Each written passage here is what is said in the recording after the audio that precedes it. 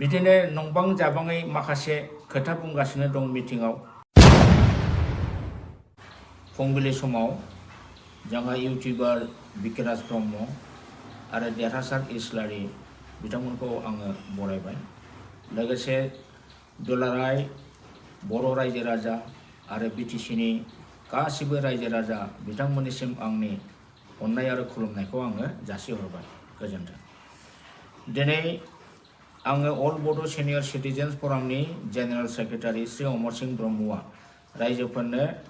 जोंनि थांखि लानाय डिसिसन लानाय रिजल्यूशन लानायनि सोमोन्दै फोसावनो थाखाय बे प्रेस मिटखौ आं खालामनाय जादों। मैया 27 तारिख मार्चआव बिजनी टाउननि थेंफाख्रि भवनाव जोंहा एक्जिकिउटिव बडिनि मोनसे गोनां मिटिं जानानै थाङो आरो बे गोनां मिटिंआव थांनाय 3 बोसोरनि अडिट हियारिंबो जानानै थाङो। लोगोसे जोङो जोंनि अल बड' सिनियर सिटिजेन्स फरामनि गुबुन गुबुन बिथिङै जोङो सावरायो संगठनखौ सालायलांनो थाखाय। दा दासिम जोंहा 10टा डिस्ट्रिक्ट जाबाय। ओरै सोनाबहा आलिपुरदुवार डिस्ट्रिक्ट, करबजरा district, Gossaigaon district, Kokrajhar district,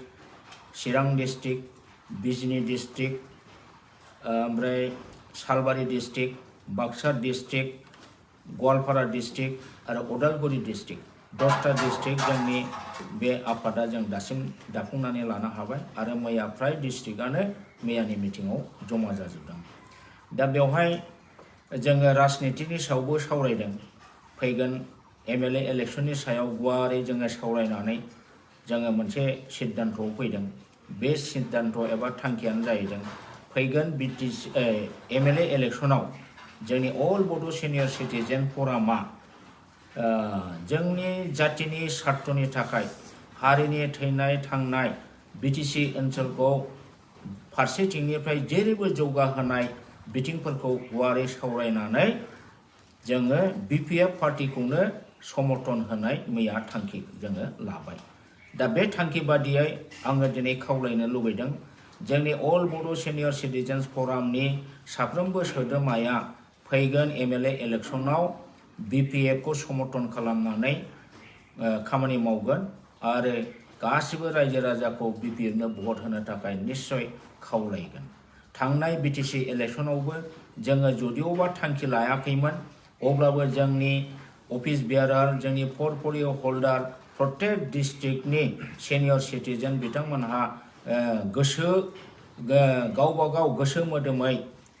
BTC इलेक्शनाव बिपिएफनि जानानै बहुत खाथिदों आरो देरहासारबो खालामनो हादों। देग्लायनि बे एमएलए इलेक्शनावबो जाहाथे जोंनि बिपिएफनिफ्राय गोबां एमएलए देरहानानै दानि एनडिए सरकारजों लोगो जानानै जाहाथे आसामाव आरोबाव एनडिए सरकार जाहाथे जाहैयो आरो जोंहा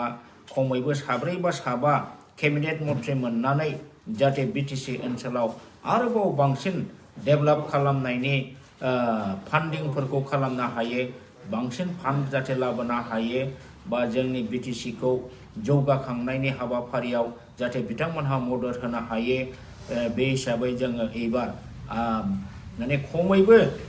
11 जन 12 जन एमएलए जोङो देरहाहरनो जोङो नाजागोन आरो देरहाहरनाया जोंनि कर्तब्य। जोंनि अल बड' सिनियर सिटिजेन फरामनि साफ्रोमबो मावथि बिथांमोनखौ आङो खावलायो बिथांमोना बिपिएफनि जानानै हागौमानि खामानि मावनांगौ। दा रायजो राजा नोंथांमोनहा मिथिखागौ जे अल बड' सिनियर सिटिजेन फरामा जेब्लाबो हारिनि थैनाय थांनायनि खोथा बुंगोन, हारिनि थैनाय थांनायनि बाथ्राखौ लानानै खामानि मावगोन। जोंहा संबिजिरावनो लिरनाय दंखायो। नाथाय जोंनि बे आफादा राजनितिक माने मोनसे दल नङा बा बबेबा राजनितिक हान्जाजों सालायजानाय बे आफाद नङा। अब्लाबो जोङो दरखार जायोब्ला माने हारिनि अलखद समाव जाय राजनितिक हान्जाया जातिखौ बोखांनायनि खामानि मावगोन, जातिखौ फोथांनायनि खामानि मावगोन, बे राजनितिक हान्जाखौ जों जेब्लाबो माने मदद खालामगोन एबा सापर्ट होगोन। जोङो नुनो मोनदों 2003आव बिएलटिआ बिटिसि एकर्ड खालामखांनायनि उनाव जोंनि बिटिसि बर' रायजो बड'लेण्डआव जेरैबायदि फारसेनिफ्राय लामा सामानिफ्राय आरम्भ खालामनानै बिभिन्न धरननि बुंथ्रनो हायै जौगानाय लाबोदों जों बेखौ बावनानै थाङा जों मिथिगौ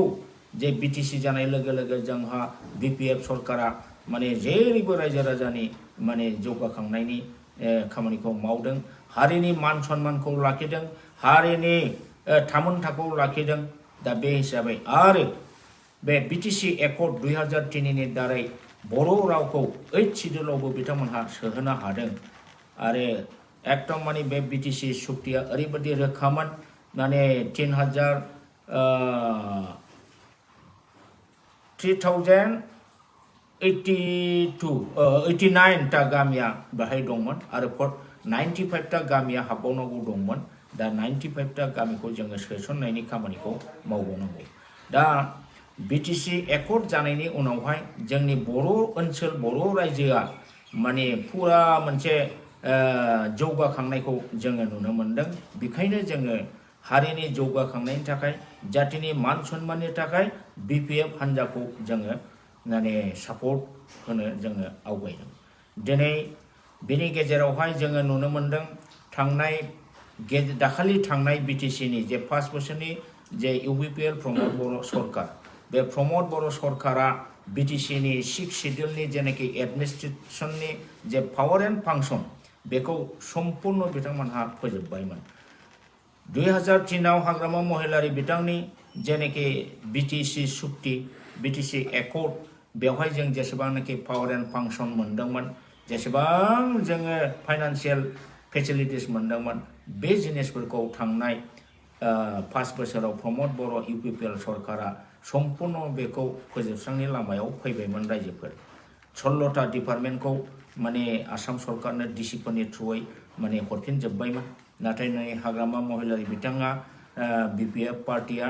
थांनाय बिटिसि इलेक्शनाव 28 जन एमसिएलए देरहानानै बिथांमोनहा दिनै गभर्नमेन्ट दानानै बै जे प्रमोद बर'आ जे 16टा डिपार्टमेन्ट जे हरफिनदोंमोन बेखौबो गासिबो लाबोफिननो हाबाय दा बिटिसिनि 6 शिड्यूलनि ट्राइबेलनि एडमिनिस्ट्रेशननि जे सिस्टेम बे सिस्टेमखौ दिनै हाग्रामा महिलारि बिथाङा लाबोफिननो हाबाय बे जोंनि बर' हारिनि थाखाय जोबोद रंजाथाव आरो देरगाथाव हाबा होननानै जोङो बुंनो हायो बेनिखायनो जोङो फारसेनिफ्राय गासिखौबो साननानै बिपिएफखौ जातिनि हारिनि बिटिसि ओनसोलनि बृहत्तर स्वार्थनि थाखाय जोङो माने फैगोन एमएलए इलेक्शनाव माने सापर्ट होबाय बे थांखिखौ जोङो मैया लानो हाबाय दा दिनै इउपिपिएल प्रमोद बर' दैदेननाय हान्जाया गोबां अपप्रचार माने नंखाय फोसावनाय बिथांमोनहा फोसावगासिनो दङ बिथांमोननि जोनोमाथ' थगायनायजोंनो जोनोम माने थगायनाय सारा जेबो गैया ओरैबायदि गखात थगायो माने मा बुंबावनो रायजोफोर आगोलावबो आङो जावले बुंबाय प्रमोद बर'आ जाहैबाय सासे एकदम माने थगायसुला बिथाङा दा बेनि थगायसुला खोथा बुंनायफोरखौ जोङो एसे बुंबावनो आङो बिथाङा होनदों 17 बोसोराव हाग्रामा महिलारिया जेबो मावाखै बे खोथाया सैथो नामा दिनै इउनिभार्सिटि जादों CIT जादों गोबां बिटिसिनि एडमिनिस्ट्रेटिभ बिल्डिं जादों बिटिसि एडमिनिस्ट्रेशन जादों बेवहाय नोङो सेक्रेटारिफोर लाबोनो हादों प्रिन्सिपाल सेक्रेटारि लाबोनो हादों बड'लेण्ड इउनिभार्सिटि जादों आरो लामा सामा जादों अजस्र बुंनानै फोजोबनो हाला होमबा बेखौबो प्रमोद बर'आ जुदि जेबो मावाखै होननानै बुङोब्ला आरो बेवहाय मा थाबुङो दा रायजोफोर बिथांमोनहा दिनै बुंदों 125 एमेन्डमेन्ट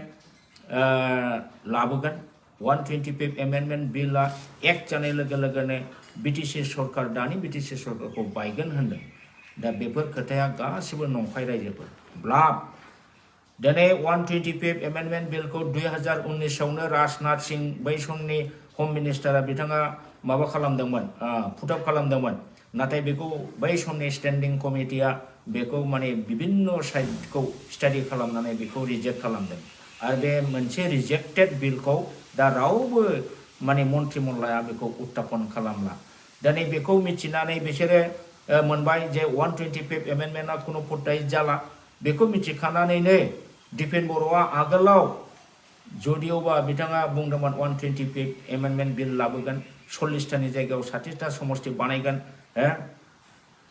डाइरेक्ट फान्डिं लाबोगोन होनलाबायदोंमोन नाथाय उनाव नुबाय जों बुंनाय बादि जे बे 125 एमेन्डमेन्ट बिलआ आरो उत्थापन जाला बेखौ मिथिनानै दिपेन बर'आ गावनो जोंनो दानिया 125 एमेन्डमेन्ट बिलखौ नांला दा गोदान बिल लाबोनोसो जोङो नारसिनसै होननानै बिथाङा ससियेल मिडियायाव स्पष्ट बुंदोंमोन होमबा नोंथांमोना नायदो माबे स्टाडिजों माखौ नोजोर होनानै मा मोनदांनानै दफा मुफा बिथांमोनहा खोथा बुङो दा बिथांमोननि गासिबो बेफोर खामानिया जाहैदों बिथांमोननि जे माने जे इन्टेलिजेन्स बिथांमोननि जे ब्रेन क्वालिटी बिथांमोननि जे स्टाडि बिथांमोननि जे एनालाइसिस केपासिटिया जे एकदम गैया बे जिनिसखौ फोरमायो जायनि फलाव दफा मुफा बिथांमोनहा खोथा बुंनो बाध्य जायो आंथ' दिपेन बर'खौ दिनै लाजिनो ओंखारबाय मानो लाजिनो ओंखारखो 125 एमेन्डमेन्ट बिलखौ नांला होननानै डिक्लेयार होनाय मानसिया गोदान बिलसो लाबोहोनांसिगौ होननानै बुंनाय मानसिया दिनै 125 एमेन्डमेन्ट बिलनि दारै बिटिसि दानि सरकारखौ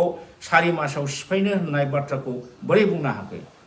बे जाहैबाय बिथांमोननि दा एकमात्र पलिटिकेल माने राव बिथांमोनहा रायजोनि सिगाङाव खोथा बुंनो जुक्तियानो गैला पइन्टसानो गैला